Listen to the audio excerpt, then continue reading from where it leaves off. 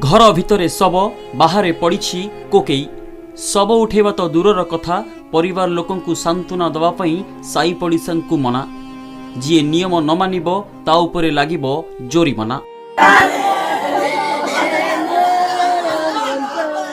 गंजाम जिला कविसूर्य ब्लॉक ए बिरड़ा ग्राम रे पद्मनाभ साहू सपरिवार रहुवा बेले 8 वर्ष तले कौनसी कारणरू तांको परिवार को सामाजिक बासंद करा जायतिला।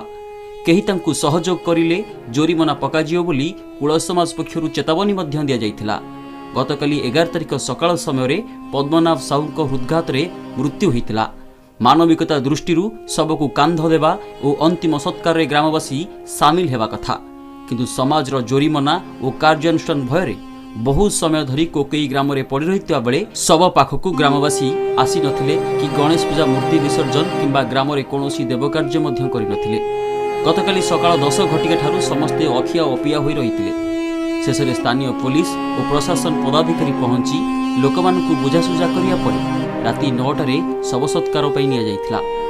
पुलिस प्रशासन व्यापक सचेतनता एवं कठोर आईन सत्वे आज भी समाज किभली बासंद भली कुचित प्रथा दूर हो पारिनी ताहा एथि स्पष्ट प्रमाणित होछि।